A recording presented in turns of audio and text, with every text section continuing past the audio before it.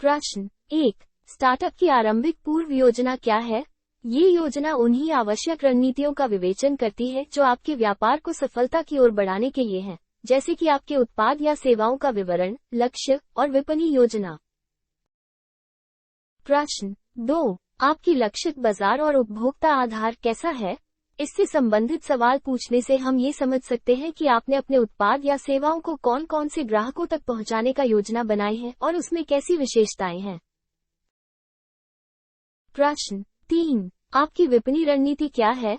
इससे हम ये जान सकते हैं कि आपने अपनी उत्पाद या सेवाओं को बाजार में कैसे प्रस्तुत करने का योजना बनाई है और कैसे विपणन की जा रही है।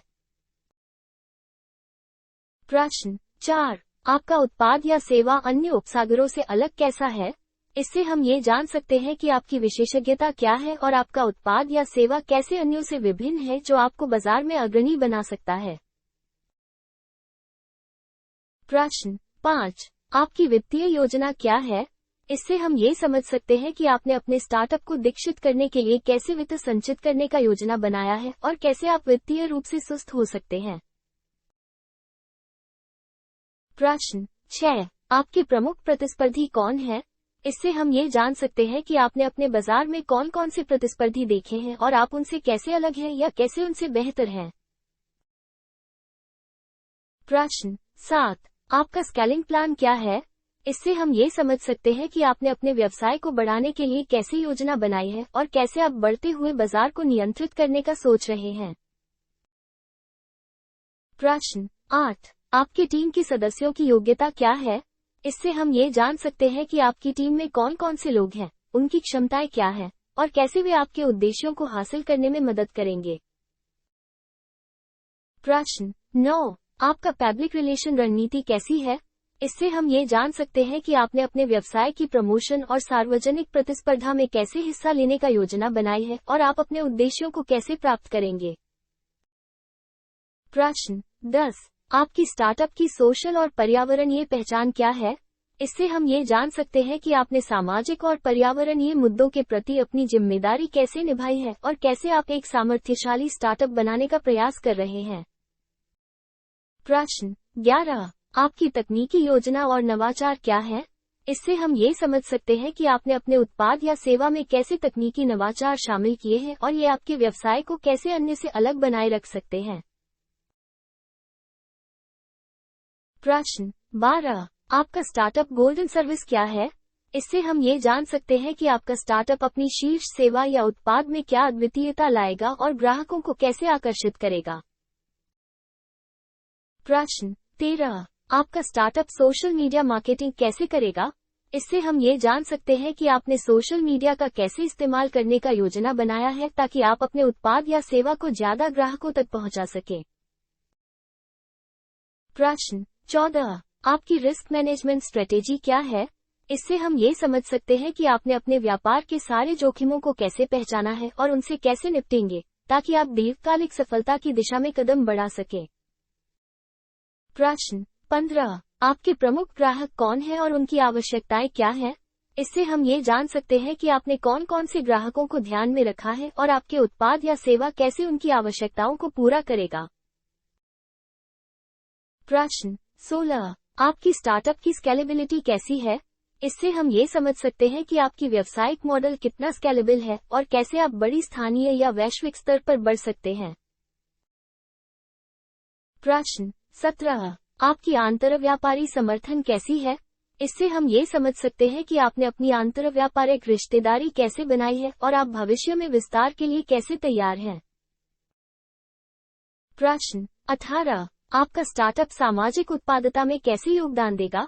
इससे हम ये जान सकते हैं कि आपने अपने व्यवसाय को सामाजिक रूप से कैसे सहयोगी बनाया है और आपका कैसा सामाजिक उत्पादकता में योगदान होगा।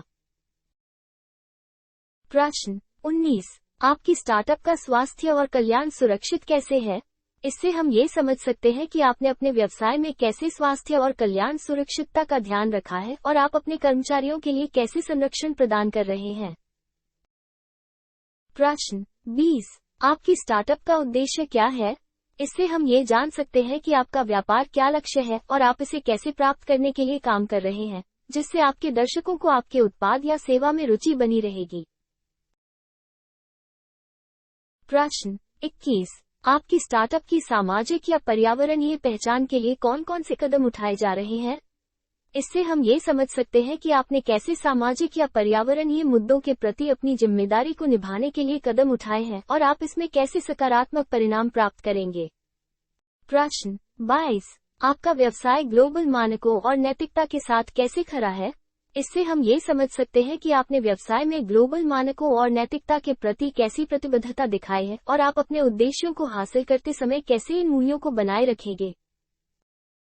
प्रश्न 23। आपकी विपणन रणनीति में डिजिटल माध्यमों का कैसा उपयोग है?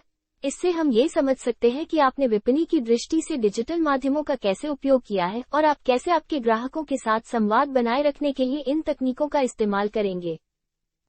प्रश्न 24। आपका व्यवसाय जागरूकता और साक्षरता में कैसे सहायक है? इससे हम ये समझ सकते हैं कि आपने जागरूकता और साक्षरता में कैसे सहायक हो रहे हैं, ताकि आपका व्यवसाय समृद्धि और विकास की दिशा में सकारात्मक योगदान दे सके। प्रश्न 25। आपका स्टार्टअप स्थानीय समुदाय के लिए कैसे उपयोगी है? इससे हम ये जान सकते हैं कि आपने अपने स्थानीय समुदाय के लिए कैसे उपयोगी होने का प्रयास किया है और आप उस समुदाय के साथ कैसे मिलकर काम करने का योजना बना रहे हैं। प्रश्न 26। आपकी कंपनी में विशेषज्ञता किस क्षेत्र में है? इससे हम ये जान सकते हैं कि आपने किस क्षेत्र में अपनी कंपनी को विशेषज्ञता प्रदान की है और आप उस विशेषज्ञता के माध्यम से कैसे बाजार में बढ़ सकते हैं। प्रश्न 27। आपने अपने टीम को कैसे बनाया है और कौन कौन से क्षेत्र में है?